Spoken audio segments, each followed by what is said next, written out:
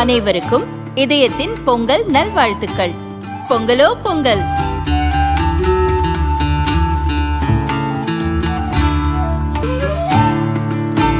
அனைவருக்கும் இதயம் மந்த்ராவின் பொங்கல் தின நல்வாழ்த்துக்கள்.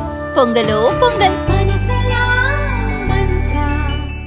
இந்திய விண்வெளி ஆய்வு மையமான இஸ்ரோ கடந்த ஜனவரி 12ஆம் தேதி ஆந்திராவின் ஸ்ரீஹரிகோட்டாவிலிருந்து PSLV C-62 ராக்கெட்டை ஏவியது.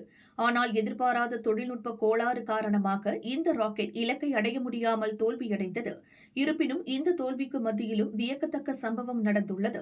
அதாவது PSLV C-62 ராக்கெட்டின் 4வது நிலை சரியாக செயல்படாததால் அது சுமந்து சென்ற 15 செயற்கைக்கோள்களை திட்டமிட்ட சுற்றுப்பாதையில் நிலைநிறுத்த முடியாமல் போனது. பொதுவாக ராக்கெட் தோல்வியடைந்தால் அதில் உள்ள செயற்கைக்கோள்களும் செயலிழந்துவிடும். ஆனால் இதில் பயணித்த ஒரு தனியார் நிறுவன செயற்கைக்கோள் மட்டும் விண்வெளியிலிருந்து தகவல்களை அனுப்பி வருகிறது. பெங்களூரைச் சேர்ந்த பிக்சல் என்ற தனியார் நிறுவனம் அனுப்பிய ஃபயர்ஃப்ளை என்ற செயற்கைக்கோள்தான் அது. ராக்கெட் தோல்வியடைந்த நிலையிலும் தங்கள் செயற்கைக்கோள் விண்வெளியில் செயல்பட தொடங்கிவிட்டது. பூமியில் உள்ள கட்டுப்பாட்டு மையத்திற்கு சிக்னல்களை அனுப்பி வருகிறது பிக்சல் நிறுவனம் உறுதிப்படுத்தியுள்ளது. ஃபயர்ஃப்ளை என்பது இமேஜிங் செயற்கைக்கோள் ஆகும். இது பூமியின் வளங்களை மிக துல்லியமாக படம் பிடிக்கும் திறன் கொண்டது. இதேபோல இந்த திட்டத்தில் ஸ்பெயின் நாட்டைச் சேர்ந்த ஒரு சிறப்பு கேப்சியூல் ராக்கெட்டில் அனுப்பப்பட்டது.